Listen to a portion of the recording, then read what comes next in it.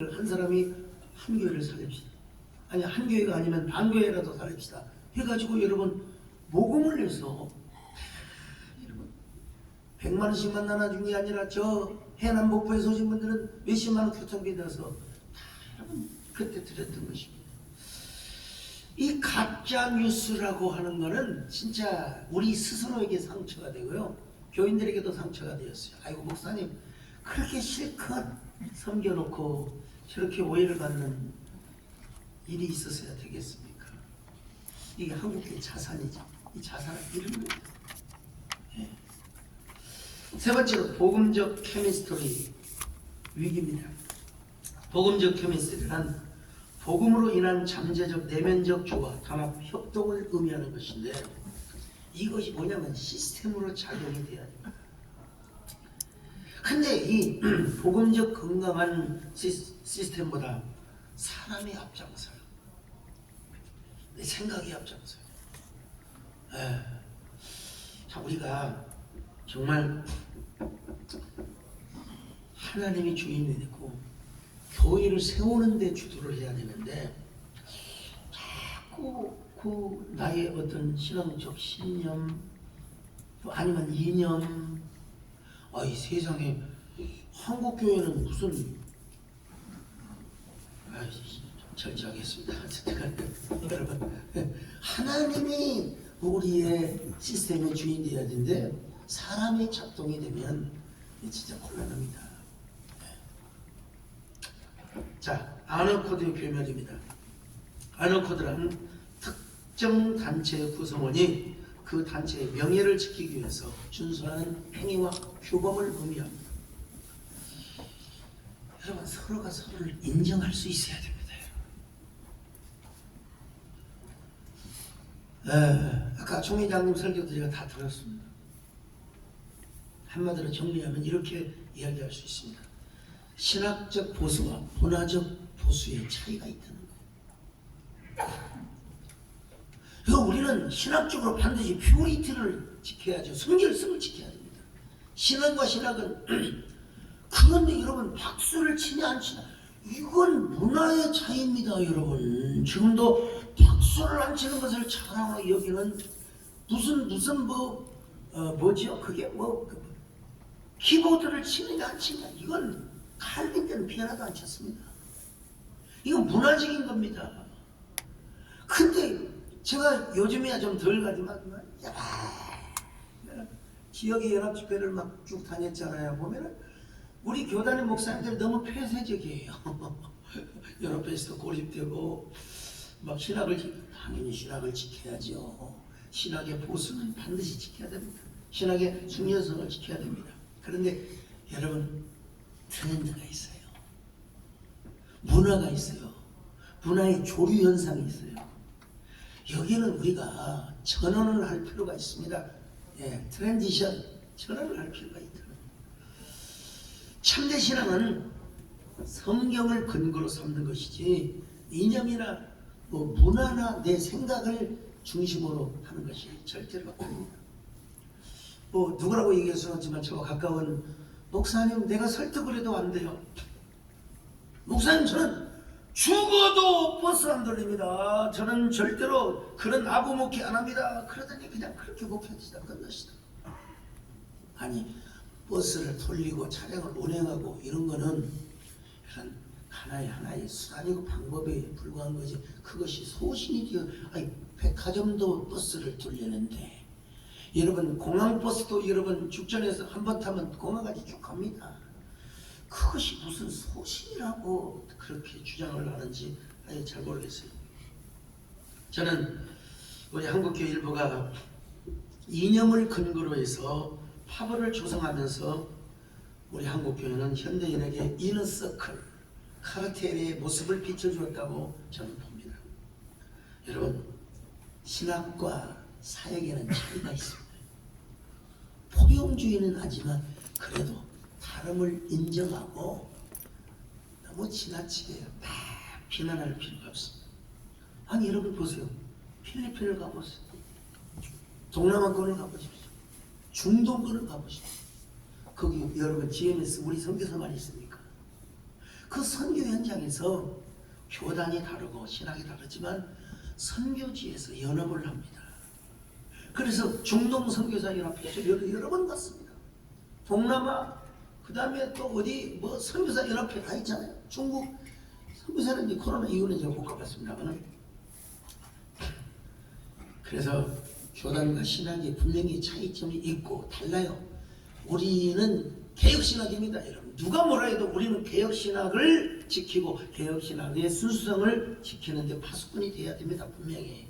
그러나 제가 10월 말에 11개, 12개 언론사와 함께 미국의 선교사들 출생지와 학교를 다녀온 대표적으로 한국교회 선교사 언더우드가 다녔던 교회에 가서 제가 여러분 그런데 언더우드가 누구와 함께 왔습니까?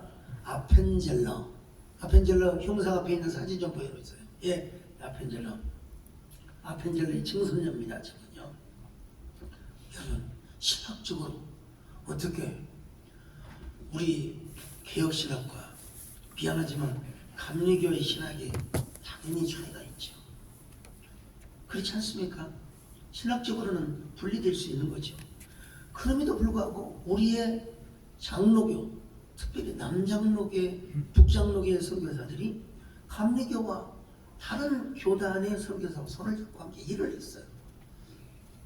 근데 더 이상 얘기는 못하지만 여러분 우리 선교의 역사에 이런 역사가 있었다는 사실도 따라서 우리는 좀 밸류업을 해야 돼요. 밸류업. 성경을 중심으로 해서 성경을 근거로 해서 지속적인 개혁과 혁신을 해야 한다는 사실. 뭐 누구에게 배운 건 아닌 것 같아요. 그렇지만 저 뒤에 계신 우리 나종건 목사님이 항상 저를 격려하고 칭찬하고 뭐 쌀도 갖다 주시고 제가 거지같이 살았거든요. 네, 저에게 주신 하나님의 은혜죠. 제가 처음에 송파구 가락동에서 개척을 했는데 한 구역에 19개가 교회가 있더라고요. 그리고 저희들보다 다 먼저 개척한 교회. 솔직히 말해서 개척교회끼리 경쟁을 할 수가 있는 거죠. 저희 집사람 이삿짐을 제가 알아서 다 계약을 했으니까요. 예. 보증금에 월세 다 해가지고. 근데 그때 우리 집사람이 쫙 교회를 다녀보더만 그 목사님들이 뭐하게 주보에다가 학력을 기록해 놓습니까? 막 고려대학교, 연세대학교 바로 옆에서 3m도 안 떨어진 분은 연세대학교를 나오시고 저 건너편은 서울대 상대를 나와가지고 행정고시 패스한 분이 뭐하게 공무원이나 하시니 목사가 돼가지고 말이죠. 근데 우리 집사람이 그 학력을 가지고 오더니 죄송합니다. 아이고 다 틀렸네. 당신이 저분들하고 경쟁해서 성공할 일은 막 못하고 차라리 목포나 아니면 여수로 내려갑시다. 무안으로 내려갑시다. 당신은 이곳에서 성공할 스타일이 아니요. 여러분 그때 제가 여러분 상처를 받았다는 거 아닙니까? 얼마나 열을 받았다는 거 아닙니까? 내가 어때서 목회하기 딱 좋은 얼굴인데요. 내 스타일이 어때서 목회하기 딱 좋은 스타일 아닙니까 여러분요. 근데 이제 그래도 어쩔 겁니까? 그렇다고 또 이혼 사유가 될 수는 없잖아요.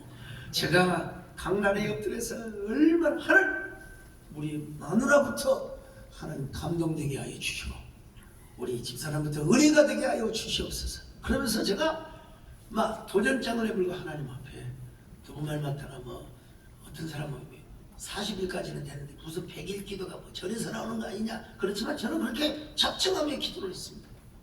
교회에서 먹고 자면서 그러면서 한 가지 하나가 있었는데 뭐냐, 코로나 그 팬데믹 때도 마찬가지지만 그 개척의 시절에 절대로 남의 교회를 비방하지 않았어요. 오히려 남의 교회 칭찬하고 공개적으로 격려하고. 근데 그게 결국은 전부 저한테 오더라고요. 코로나 팬데믹 때 우리 지역교회 용인 지역의 목사님들 수백 명을 모아놓고 저도 여러분 기계집니다. 컴맹입니다 여러분. 저는 아직도 이렇게 글씨 써요. 우리 김영모 목사님 일찍 오셔서 이따 아이고 뵙겠습니다. 네. 그러면 제가 이제 대부분의 설교는 메모했다가 이제 딱 우리 문학비서 목사가 1분에 한 500자, 600자를 쳐요. 그러니까 구설에서 불러주면 원고를 한 사람을 거쳐서 그래서 모든 설교는 기록이 남습니다. 그 뭐 수요 예배까지 금요 철야기도회까지 주일 낮 밤 저는 그렇게 메모해서 차량 이동 때 해가지고 그렇게 하는데 저도 기계치인데 우리 개척기 목사님들은 완전 핸드폰 조작을 못하는 거예요. 어떻게 유튜브를 할 줄을 모르는 거예요. 그걸 저는 이제 결혼만 이야기하고 그 실무자들을 전문 강사를 데려다가 핸드폰 켜세요. 또 이렇게 하세요. 해가지고 지역교회를 섬기고 또 여비를 주고 또 경력금을 주고 그거는 아까 1600명 내외 또 이름이다 여러분. 결국은 지역교회 목사님들이 박수하고 칭찬하니까 결국은 빛나는 건 여러분 본인 교회들하는 겁니다. 심는 대로 거두게 되어 있어요. 자, 그런가 하면 블랙홀과 싱크홀의 현상입니다. 블랙홀이 중력의 구멍이라고 한다면 싱크홀은 집안의 구멍 현상. 그러니까 여러분 갑자기 막 집안이 무너져서 갑자기 여러분 그 뭐죠? 그 건물이 푹 들어가고 땅이 푹 들어가는 걸 뭐라고 하냐? 싱크홀이라고 하는 거예요. 옛날에는 여러분 작은 교회만 위험하다고 했는데 지금은 큰 교회도 어렵습니다. 큰 교회도 마찬가지입니다. 근데 그럼에도 불구하고 자꾸 뭔가 이게 슈퍼처치와 슈퍼 리더들이 분별력을 상실하면 안 됩니다. 자꾸 어떤 뭐 행사나 뭐 어떠한 그 이벤트보다는요, 어떻게 하면은 이 지역사회의 교회의 좋은 모습, 이미지, 그리고 또 감성 터치, 그리고 영성을 이렇게 움직여주는 역할을 해야 돼요. 이 총체적 화합과 리더십을 행사해야 되는데 이런 부분에서 정말 저보다도 어른들이 많고 그래서 제가 참 목소리내기도 참 쉽지는 않고 그렇습니다만은 김진영 교수가 쓴 격의시대라는 책이 있습니다. 옛날에는 양해시대였어요. 양해시대. 지금도 계속해서 막 콘텐츠 막 우리가 얼마가 모이고 얼마고 여러분 언젠가 양해시대에서 지뢰시대로 왔습니다. 그런데 지금은 격의시대라는 거예요. 격이요. 품격이 있어야 돼요. 과연 우리는 한국교회가 일반 불신사회에 얼마나 이웃에 우리 김영무 목사님은 제가 쭉 그 말로만 들었는데 그렇게 지역사회에 나오는 운동을 많이 일으킨다고 그렇게 많이 섬기신다고 제가 교회 가보니까 그렇게 예배당을 잘 지어놓을 수가 없어요. 총체적 그리고 화합의 리더십을 회복시켜야 된다. 그러려면 뭐요? 좀 격이 있어야 돼요. 격. 제가 이런 얘기에 의해서 저는 여러분들은 노벨 수상 작가인 한강 작품을 과연 얼마나 몇 권이나 읽었는지 모르지만 저는 사상적 선구자가 되기 위해서 거의 모든 책을 다 읽었습니다. 비평도 할 수 있고 글도 다 쓸 수 있습니다. 그렇지만 제가 절제하는 이유는 아직은 때가 아니기 때문에. 그런데 이런 걸 가지고 막 문학을 가지고 한국기가 나눠집니까? 여러분, 문학은 문학이고 문학은 어디까지나 질문으로 끝나는 거. 이 문학은 질문에 답이 없습니다. 어차피. 그리고 그 해석은 독자의 몫입니다. 근데 그건 문학의 세계에서 한국기가 서로 싸울 이유가 있을까를 생각합니다. 물론 외설이 있습니다. 여러분, 당연히 그거는 저자가 비판을 받는다면 저자의 몫이겠지만요. 그래서 세스 고딘이라고 하는 사람이 의미의 시대라는 책을 썼어요. 의미의 시대. 여러분, 이분이 2004년도에 무슨 책을 썼냐면 보라핏소가 몰려온다. 여러분 이 책을 썼는데 모든 경영학, 모든 경영학의 교과서라고 할 수 있습니다. 현대 경영학이. 근데 뭐냐면 요즘은요 의미를 발견해야 된다는 거예요. 가치를 발견해야 된다는 겁니다. 의미, 가치. 요즘 제가 엽기를 쭉 강의하고 있는데 엽기 건드리기가 쉽지 않죠, 사실은. 그럼에도 불구하고 욥의 고난에는 의미가 있다는 거예요. 가치가 있다는 거예요. 어떤 분이 오셔서 그런 말씀 하시더라고요. 욥이가 나중에 복을 받을 박정, 아이고 그때 당하는 고난은 어떻게, 그거는 맞는 말이죠. 그럼에도 불구하고 여러분, 조나단 에드워드가 썼던 것 같은데 고통의 신학이라는 책이 있습니다. 예. 우리의 신앙은 때로는 고통일 수 있으며 또 우리의 삶은 고통이라는 겁니다. 세 번째로, 여섯 번째입니다. 메시지 포퓰리즘.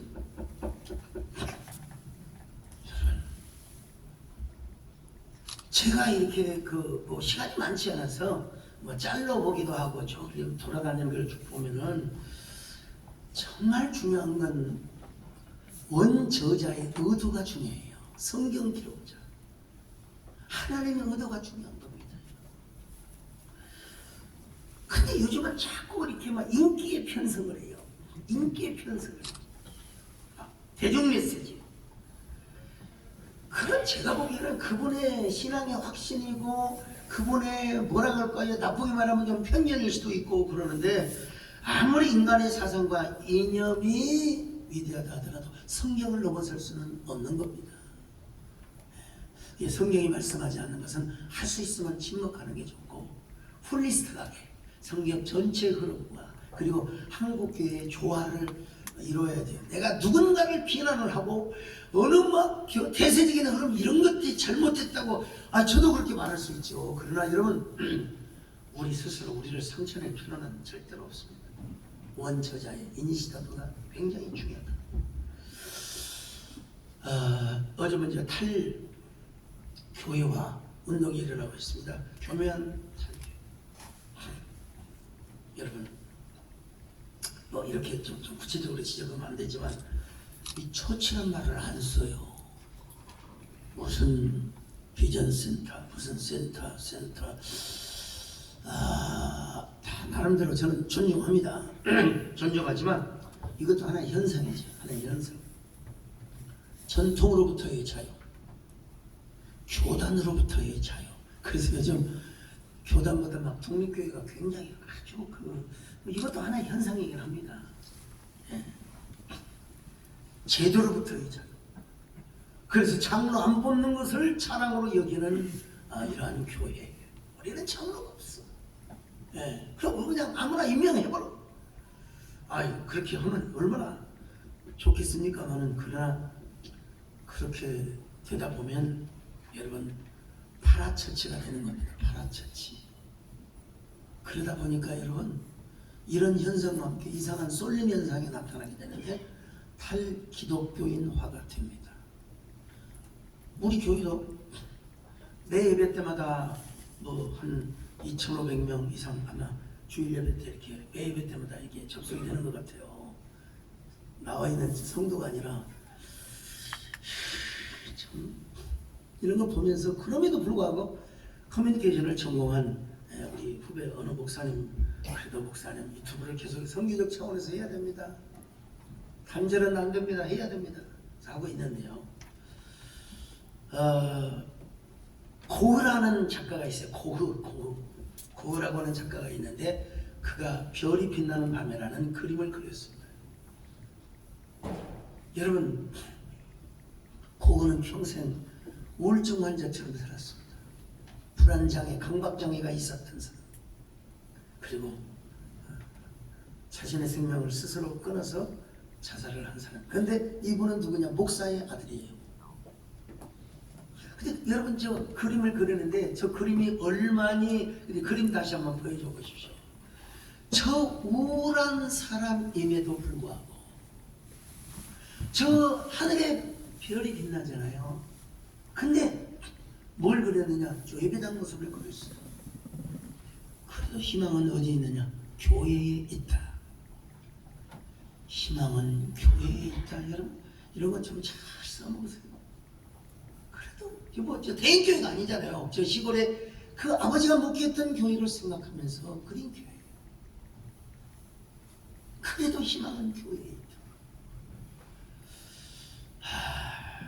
이럴 때 우리는 이제 철티 트랜지션을 이뤄야 하는데 중심을 잡아야 됩니다. 중심을 잡고 어디에 바탕에서 성경을 바탕으로 해서 그럼 왜 우리가 교회 전환에 올인을 해야 되는가? 트랜스가 됐건 처치 트랜지션이 됐건 간에 교회가 많이 지금 무너지고 있기 때문에 그렇습니다. 교회가 몰락하고 있기 때문에 교회가 폐쇄되고 있어요. 여러분 미국 교회는 한 해 3,000교회가 개척이 되는데 4,500교회가 무너진답니다. 문을 닫는데. 그러니까 1,500개 이상이 문을 닫고 있는 것이죠.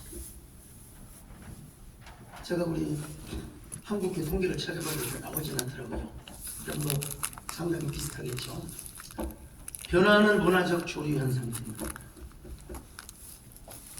아까 말씀한 대로요. 여러분 그 이상하게 모더니즘은 정형화를 추구합니다. 뭔가 이렇게 예배도 박스가 처리게 되고 규격화됩니다. 이렇게 딱 해가지고 1시간 5분만 돼도 안 돼. 1시간 다 끝내지. 여러분 그런 법이 어디가 있습니까? 뭐 좀 늦어질 수도 있는 것이죠. 그리고 우리 교회는 뭐 전략으로 가는 거 아니야. 키보드도 안 치는 거야. 기타도 안 치는 거야.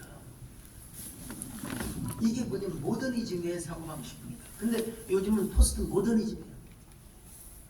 포스트 모더니즘은 뭐냐면 파괴, 혼란, 또 뭐라고 그럴까요? 무시, 조롱입니다. 근데 이 문화적 조리 아까 총회장이 말씀하신 대로 이 문화적 이 트랜스를 따라가면서도 진리와 본질을 지키는 이런 사람이 되어야 된다. 이런 교회가 되어야 된다. 그래서 우리가 형식은 바꾸되 본질은 변하지 않는. 폼은 바꾸되 또 의식은 바꾸되 우리가 좀 뭐라고 할까요? 포스트 모던에 교인들이 와서 볼 때 야 역시 다르네, 뭔가 좀 다르네, 이런 모습이 좀 있어줘야 된다는 거. 저 그때 저희 그 서울대 교수 부인 한 분이 성당을 다니다가 교회 와서 요즘 완전히 그냥 돌았어요. 막 교회를 하루에도 막 2번, 3번 드립니다. 이게 뭐 좀 자랑 같긴 합니다만은 하여튼 그런 간증입니다, 여러분. 자, 그래서 문화적 조류에 맞게 우리가 본질은 변하지 않고 신학은 변하지 않죠. 그 다음에 편향적 교회를 추구하는 현상 때문입니다. 대중은 뭔가 좀 새로운 것을 찾습니다. 뭔가. 그래서 조금 앞서가는 분들은 뭔가 저도 마찬가지입니다. 설교 제목부터 낡은 제목이 아닙니다. 이런 설교 제목 들어보셨습니까? 돌베개를 보고 별을 보았다. 하여간 설교는 어떻게든지 문학적이고 철학적이면서도 인문학적 그러면서 성경 본문을 잘 드러내는 그런 교회가 돼야 되겠죠. 그래서 요즘은 아까 말씀드린 포스트 모더니즘 진리 질서를 무시. 파리 올림픽에서 뭐 했습니까?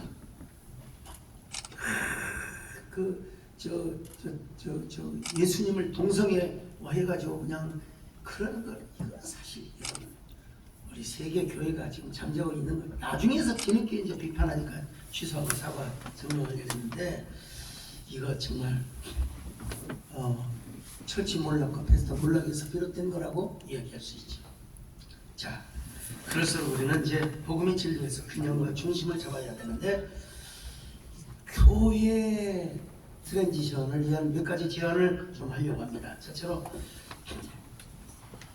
예배의 목숨을 걸어요. 예배, 현장 예배입니다. 그것도 한 생명이 천하보다 귀합니다. 제가 진짜 2명 모인 교회, 3명 모인 교회 목사님들 이렇게 한번 해봐라. 그랬더니 어이구 그분이 저기 우리 교단에 농어촌 이장 교회 세미나에 오셔가지고 목사님 우리 교회 좀 20명입니다. 그런 간증을 듣고 목사님 감사합니다. 오늘 뭐 개략적인 얘기만 해야 됩니다. 나는 한 생명이 얼마나 귀한가. 천하보다 귀합니다. 제가 몰랐는데 지난주에 우리 영인시 특례시장 특강을 하는데 이분이 그림에 대해서 저희가 굉장히 깊더라고요. 근데 이 세상에서 가장 비싼 그림이 어떤 그림인지 아십니까? 네? 다빈치가 그린 살바도르 문디라고 하는, 여기도 지금 문디저스가 살바도르 문디가 대략 얼마쯤인가 상상이 되십니까? 얼마쯤인가 상상이 되세요? 6천억입니다. 6천억. 6천억을 안 가져가서 그러실 텐데 6천억이 얼마나. 여러분, 한 생명을 6천억과 바꾸겠습니까? 한 생명을 어찌 6천억과 바뀔 수가 있나? 그러니까 우리는 지금 천하보다 저런 살바도르 문디보다도 더 위대한 그림, 위대한 생명, 위대한 예배를 드리고 있다는 확신을 가지셔야 됩니다. 예. 자, 그러기 위해서는 우리가 처음 사랑을 회복해야 됩니다. 목회자의 처음 사랑, 초심으로 돌아가야 됩니다. 자, 계시록 2장 4절 5절 한번 읽어보시도록 하겠습니다. 시작. 그러나 너를 책망할 것이니 너의 처음 사랑을 버렸느니라. 그러므로 어디서 떨어졌는지를 생각하고 회개하여 처음 행위를 가져라. 만일 그리하지 아니하고 회개하지 아니하면 내가 내게 가서 내 촛대를 그 자리에서 옮기리라. 자, 현장 예배가 불가능하면 신방을 가서 예배를 드려주는 거예요. 우리 코로나 팬데믹 때는 신방이 불가능했잖아요.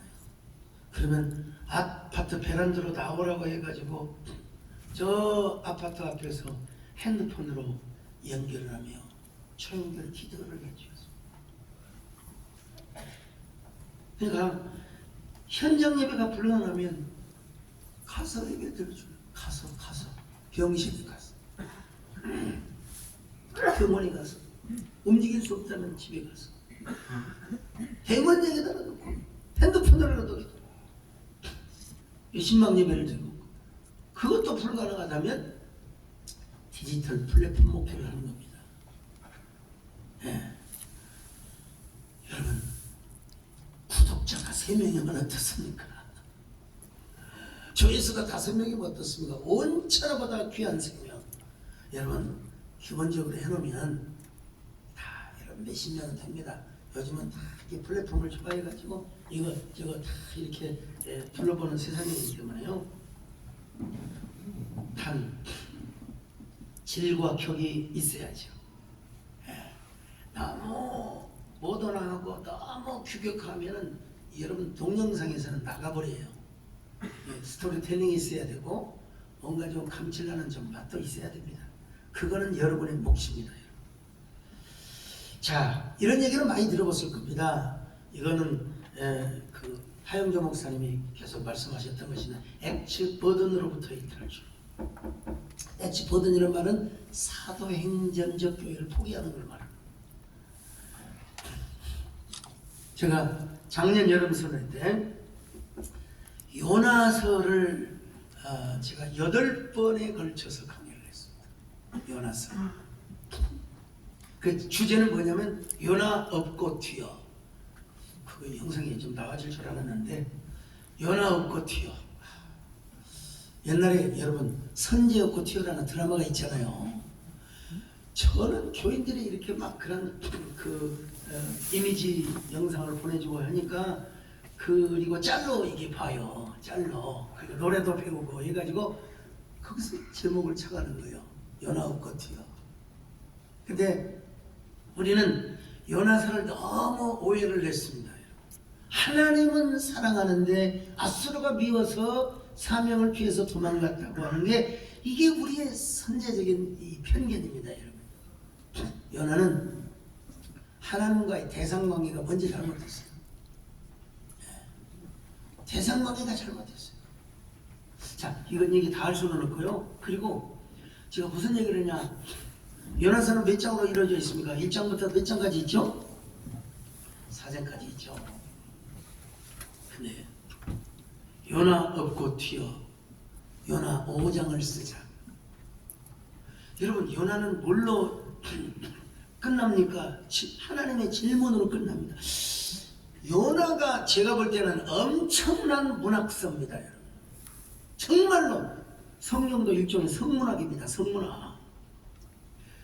이걸 문학적으로 보고 카운슬러, 상담 심리학적으로 볼 때요, 요나가 다 보입니다. 요나가 다 보여요. 필요하면 제가 원고도 드릴 수 있습니다, 여러분요. 다 앞으로 지금 책도 곧 나오려고 하는데, 요나서 5장을 쓰자. 생전 저도 정말 생전 처음으로 전해봤던 말씀이죠. 요나서 5장을 어떻게 쓰는가? 네, 기가 막힌 얘기죠. 우리 홈페이지가 아마 있을 거예요. 한번 참고해 보시길 바라겠고요. 그런 것처럼 우리가 엑지포전에서 탈출을 해야 돼요. 요나 5장을 쓸 수 있어요. 이게 죄송합니다. 사도행전 29장 무슨 계시록의 차원에서 성경 계시의 차원이 아니라 요나 5장을 쓰는 것처럼 여러분 뭐죠? 사도행전 29장을 우리가 써나갈 수 있는 이런 거룩한 성령의 역사, 또 성경 계시를 얘기하는 게 아닙니다. 여러분, 성경은 요나서 4장으로 끝났고 또 사도행전 28장으로 끝났지만 그 역사는 계속돼야 된다 이 말입니다. 예.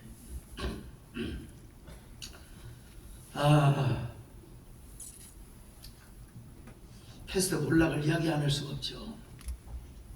목사의 위기시대를 맞고 있습니다. 이중사역의 논의가 뜨겁습니다. 대부분 이중사역의 정당성을 이야기합니다. 저도 찬동합니다. 그러나 어떤 걸 주장하면 반드시 음향이 있습니다. 빛과 그림자가 있게 되어 있습니다. 저는 한번 이렇게 자문자답을 해보라고 권하고 싶습니다. 과연 내가 한 생명의 목숨을 걸었는가? 내가 정말 예배를 위해서 드라마 준비하는 것보다도 더 철저하게 준비하고 우리가 리허설을 해보았는가? 한 생명에 내가 정말로 온 올인과 몰입을 해봤는가? 자문자답해봤는가? 굶어 죽을 각오를 가지고 하나님, 주의 종의 입에다가 팔찌를 하나님 왜 못 해주겠습니까? 일주일을 2주를 금식이라도 해보면서 그렇게 전도하고 목회를 해봤는가에 대한 자문자답은 한번 해볼 필요가 있다는 것입니다. 여러분, 바울도 그랬지 않습니까? 소의 입에다가 망대를 세우게 하지 말라. 어떻게 하나님께서 당신의 종이 하나님의 일을 하는데 어떻게 먹여 살려주지 않겠는가? 이런 자문자답을 저 혼자 한다 이거 내가 누구에게 강조하는 게 아니라 저는 진짜 그렇게 해봤거든요. 그러나 미시오 데이라고 하는 또 용어를 제가 이야기하지 않을 수가 없습니다. 자, 이 부분에서 어차피 우리의 삶은 선교적인 삶입니다. 선교적인 삶입니다. 그래서 이런 부분에서는 목회자의 이중직이 아니라 이중직을 제가 긍정적으로 논의하지 않을 수가 없습니다. 어차피 우리는 선교적인 삶을 살아요. 가서 복수를 하든지 가서 무슨 일을 하든지 간에 바로 그 사람들에게 복음을 전하고 하나님의 사랑을 전한다면 그거는 이중직이 아니라 삼중직도 가능할 수 있는 일이죠. 그러나 먹고 사는 것을 위해서라면 우리가 다시 한번 자문자답을 해볼 필요가 있다. 제 마지막으로 이제 성육신의 삶입니다. 여러분, 큰 교회가 이루어지는 데 있어서 또 작은 교회가 이루어지는 데 있어서 목사의 희생, 목사의 성육신이 있지 않고는 절대로 이루어지지 않습니다. 작은 교회는 작은 교회대로, 큰 교회는 큰 교회대로 목회자의 헌신과 희생이 필요합니다. 여러분, 교회마다 다 스토리가 있습니다. 아니, 우리 교회 안에 어느 선배 목사님은 그분이 직접 설교하는 걸 들었는데 예배당 건축을 하는데 어느 한 장로님이, 저도 그런 적이 없습니다. 어느 한 장로님이 150억인가를 헌금을 하셨다고 하더라고요. 저는 아직 그렇게 한 사람이 그렇게 한꺼번에 봉사 헌금을 해본 경험이 없습니다. 내가 큰 교회 목사님들한테 물어봤어요. 그때 우리도 150억을 한꺼번에 헌금한 사람은 아직 못 봤다. 그러니까 여러분, 그냥 되겠습니까? 그 목사님의 헌신과 그 목사님의 희생의 눈물방. 네. 눈물이 얼어서 한강 작품의 얼음 상자라는 그 소설이 있거든요. 저는 눈물 상자라는 용어를 한번 써보고 싶어요. 눈물이 녹아내려서 흘러내려서 결국 눈물 상자가 될 정도로 희생이 있었으니까 그런 장로님의 헌신이 있었겠죠. 저는 저희 교회 고인이 되셨습니다만 문정남 장로님이라고 광주에서 큰 금남대, 지금도 문행문 성인고가 있습니다. 아드님이 하시는데요. 여러분, 이분은요, 광주도 집이 있고 서울도 집이 있고, 우리 교회 분당에다가 땅을 사놓을 때 땅값을 지불하지 못하고 있는데, 이분은 통 큰, 여러분, 의사들 중에서도요, 통 큰 의사가 어떤 사람이냐면 좀 글쎄요, 막 정형 있고 어깨 탁 부러지면 더 부러뜨리게 해가지고 기부싸고 말이죠. 네. 통 커요, 이런 분들은. 근데 성형외과 의사분들은 섬세하세요. 왜냐면 쌍꺼풀을 1cm로 할 것인가 0.몇 cm로 할 것인가 굉장히 섬세해요. 네. 섬세한 분들은 헌금도 섬세하게 할 수 있어요. 이런 얘기를 하고 있는데요. 근데 이분이 갑자기 췌장에 염이 일으켰는데 광주 기독병원에서 췌장 암일 수도 있다고, 그때 당시만 해도 무슨 MRI 같은 게 없었어요. 그 기독병원 원장님이 우리 장로님의 의사 동기입니다. 얼마나 여러분 섬세하게 진단을 했겠습니까? 제가 그때 가가지고 어떤 기도를 했느냐, 하나님, 지금은 잘 못할 것 같은데 그때 젊음의 패기가 있었죠. 하나님, 주여 우리 장로님의 병을 나에게 옮겨 주십시오. 네. 얼마나 눈물로 간구하고 기도했는지 몰라. 그때 아닌 게 아니라 한 3일 후부터 배가 아프기 시작하더라고요. 근데 일주일 후에 퇴원을 하셨어요. 그리고 86세인가 9세인가까지 사셨습니다.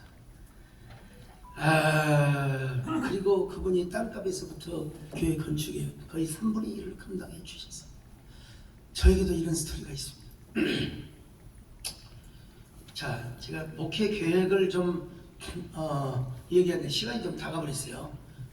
내년 비전 3번을 이렇게 만들어 봤습니다. 자, 우리는 미셔대회와 로드십 신앙으로 거룩한 사도행전적 원형교회와 생명나무 교회를 이루고 교회 성과 부흥의 영향력을 한국과 세계로 넓혀간다.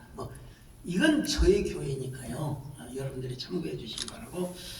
1월, 2월 다 목회 계획이 있는데 이건 사실 우리 교회 것이긴 하지만 좀 자막 좀 띄워주세요. 자, 자막 1월, 자, 그 다음에 2월 갑니다. 누구나 다 대신망하죠. 3월 갑니다. 또 보여주시고 4월 갑니다. 또 가고요. 5월 갑니다. 가정과 세움의 달. 그 다음에 6월, 제가 진짜 5월, 6월에요. 그 순장들, 또 남성 리더들, 그 다음에 또 2030의 그 신혼부부들 1대1로 만나가지고 제가 그렇게 하고 미국 다녀와서 6.25 참전정상행사하고 교육자 수련회하고 여름 수련회하고 여러분 제가 퍼졌습니다. 이제 내년에는 그렇게까지는 안 하려고 하는데 완전히 그냥 제가 올인을 하다가 그 다음에 6월 가고요, 7월 가고요, 8월이면 여러분 작년 여름 수련회를 하게 되는데 우리 교회 진짜 대목 그 장입니다. 1월달에 있는 신년 집회도 마찬가지고 송무영신으로 끝나는 게 아니라 1일부터 3일 4일까지 쭉 제가 30수년을 넘도록 중복되지 않게 말씀 준비를 해서 9월 갑니다. 10월은 뭐 이제 쉬는 날이 많고 그래서 종교교육절이 있고요. 11월 여러분 진짜 추수감사주일이 의미 있는 가치 있는 격이 있는 추수감사주일을 지켜야 됩니다. 그래서 12월은 연말 교육자 수련회, 장로 수련회 통해 성탄절 축제. 성탄절은 올해는 저 죽전 중앙공원에서 수천 명이 모여서 촛불을 들고, 근데 여러분 촛불 시위가 아닙니다. 이 예수님의 성탄을 축하하는 촛불을 들고 성탄 트리 행사를 하면서 하여간 사회적 또 지역사회가 교류를 해보려고 생각합니다. 제가 시간을 조금 오버한 것 같은데요. 강의를 여기서 마치겠습니다. 하나님 아버지, 우리 귀한 목사님들에게 창의적 영감과 감동을 주셔서 많은 것을 얻고 깨닫고 돌아갈 수 있도록 함께하여 주시옵소서. 우리 이영문 목사님을 비롯하여 모든 임원들을 주님이 함께하시고 축복하시기를 바라옵고 예수님의 이름으로 기도드렸나이다. 아멘. 다시 한번 힘찬 박수로 감사드립니다.